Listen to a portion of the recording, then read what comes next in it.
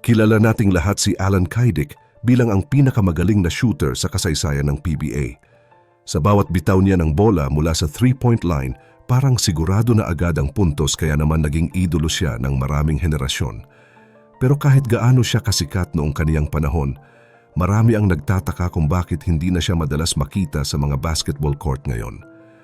Ang mas nakakagulat pa rito, may mga balitang lumabas rin na nagtatrabaho na pala siya sa isang malaking gasoline company. Siguro ay tinatanong ninyo kung paano nagbago ang buhay ng isang alamat mula sa pagtakbo sa court hanggang sa pagpasok sa isang opisina sa mundo ng korporasyon. Ano nga ba ang naging dahilan ng kaniyang paglipat at ano na nga ba ang ginagawa ni Alan Kaydik sa kaniyang trabaho ngayon? Pero bago po ang lahat, baka pwedeng pa-like ang video na ito.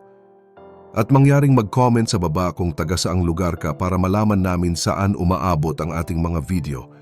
Dahil napakalaking bagay na ito sa aming content creators. Maraming salamat po. Bago natin pag-usapan ang kaniyang buhay sa kasalukuyan, mahalagang malaman muna natin kung saan ba siya nagsimula. Isinilang si Alan noong Hunyo 15, 1963 sa Pasig at lumaki siya na may malapit na ugnayan sa kaniyang pamilya, lalo na sa kaniyang ina. Ang kaniyang ama ay naglalaro rin ng basketball noong high school, kaya doon pa lang ay namulat na siya sa larong ito. Noong teenager pa lang siya, sumubok siyang sumali sa mga liga sa kanilang subdivision sa Cainta dahil pangarap talaga niyang maging isang sikat na manlalaro. Ngunit hindi naging madali ang lahat dahil noong nagsisimula pa lang siya, ilang mga universidad din ang tumanggi sa kanya dahil hindi pa nila nakikita ang galing na kaniyang itinatago. Noong taong 1981 ay natanggap din siya sa University of the East o UE, pero sa unang taon niya ay hindi siya agad nabigyan ng pagkakataon na maglaro ng matagal. Madalas lang siyang nakaupo sa bench at pinapanood ang kaniyang mga kakampi habang sila ay nasa loob ng court. Sa halip na panghinaan ng loob, mas lalo pa siyang nagsumikap sa bawat training at ipinakita niya ang kaniyang determinasyon. Dahil sa kaniyang sipag, noong 1982 ay pinangunahan niya ang UE Red Warriors para makuha ang champion sa UAAP at siya pa ang naging MVP. Noong mga huling taon niya sa kolehiyo, lalo pang tumibay ang kaniyang posisyon bilang isang magaling na scorer at dinala niya ang kaniyang koponan sa sunod-sunod na titulo noong 1984 at 1985. Dito na siya nagsimulang makilala bilang isang manlalaro na may kakaibang husay sa pag-shoot ng bola. Dahil sa kaniyang bilis mag-release ng bola at sa kaniyang husay sa pagtira ng tres, binansagan siyang The Triggerman. Takot ang mga kalaban kapag hawak na niya ang bola sa labas dahil alam nilang malaki ang tsansa na papasok ito sa ring. Naging MVP rin siya noong 1990 at marami pang ibang parangal ang kaniyang nakuha sa loob ng mahabang panahon. Pagdating ng taong 1987, pumasok na si Alan sa PBA bilang unang pick sa draft para sa koponang Great Taste Coffee Makers. Ito ang naging simula ng kaniyang makulay na karera sa professional league kung saan agad siyang nagpakita ng galing. Sa kaniyang unang taon pa lang, nag-average siya ng higit sa 16 na puntos sa bawat laro, kaya siya ang itinanghal na Rookie of the Year. Dahil sa kaniyang bilis mag-release ng bola at sa kaniyang husay sa pagtira ng tres, binansagan siyang The Triggerman. Takot ang mga kalaban kapag hawak na niya ang bola sa labas dahil alam nilang malaki ang tsansa na papasok ito sa ring. Naging MVP rin siya noong 1990 at marami pang ibang parangal ang kaniyang nakuha sa loob ng mahabang panahon. Habang abala na siya sa trabaho sa opisina ng malaking kumpanya ng langis, hindi pa rin mawawala ang usapan tungkol sa kaniyang mga hindi malilimutang laro sa PBA.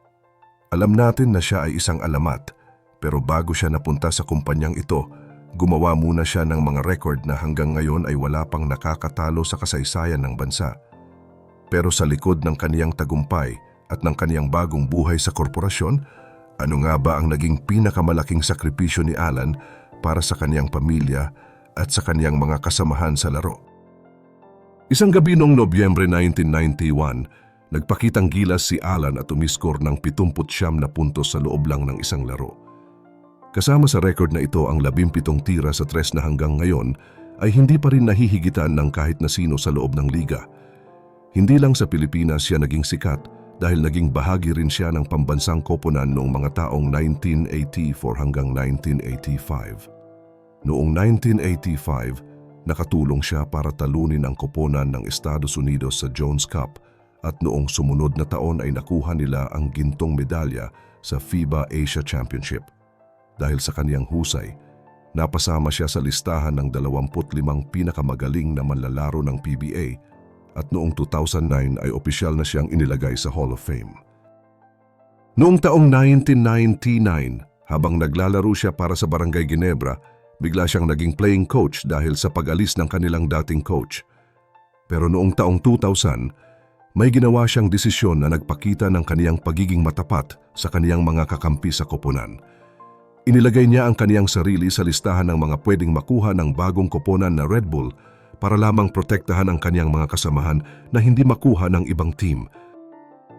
Sa halip na lumipat sa bagong team, pinili na lang niya na magretiro ng tuluyan sa paglalaro. Bilang pagkilala sa kaniyang malaking ambag, 2 malaking koponan ang nagretiro ng kaniyang jersey number 8 at ito ay ang San Miguel Beermen at ang Barangay Ginebra Kings.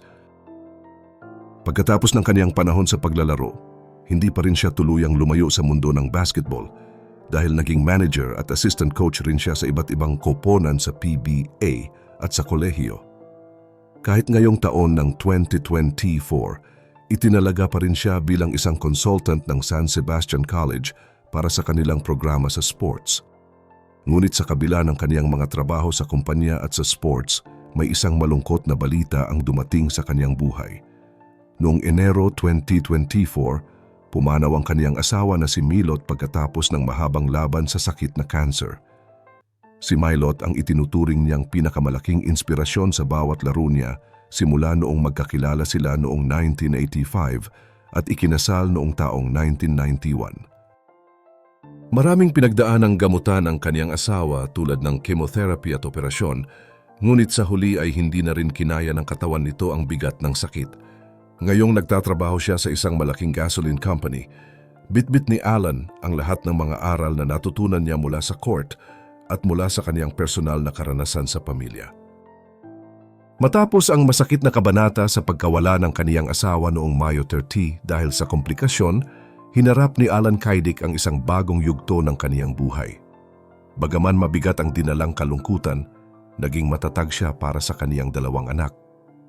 Sa kabila ng mga personal na pagsubok, hindi kailanman lumayo ang The Triggerman sa larangan na nagbigay sa kaniya ng pangalan. Sa kasalukuyan, nananatiling aktibo si Alan sa basketball world. Ngayong 2024, nagsisilbi siyang consultant para sa San Sebastian Stags, kung saan ibinabahagi niya ang kaniyang malalim na kaalaman sa laro para gabayan ang mga batang manlalaro.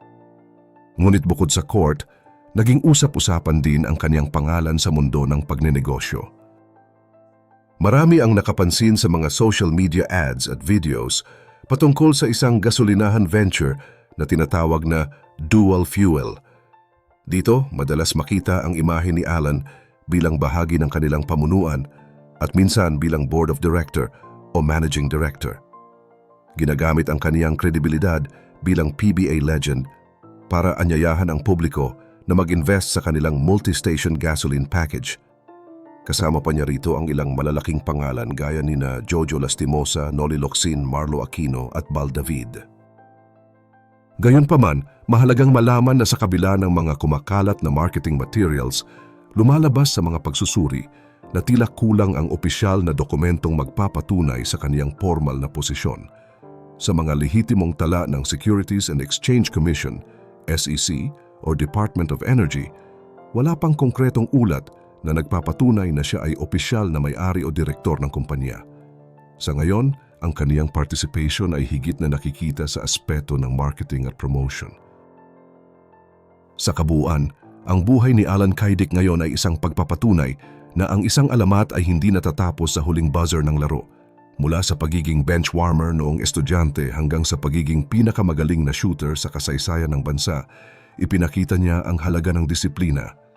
Higit sa mga tropeo at business ventures, ang tunay na legacy ni Alan ay ang kaniyang puso para sa pamilya at ang inspirasyong iniwan niya sa bawat Pilipinong nangarap humawak ng bola. Siya ay mananatiling The Triggerman, Ang shooter na hindi lang nagpanalo ng mga laro, kundi nagbigay rin ng dangal sa ating bansa. Kayo, mga kabasketball, ano ang pinakapaborito ninyong moment ni Alan Kaydick sa loob ng court na hinding-hindi nyo malilimutan? I-comment nyo naman sa ibaba at pag-usapan natin yan. Para sa iba pang kwento, huwag kalimutang mag-like at mag-subscribe. Hanggang sa muli.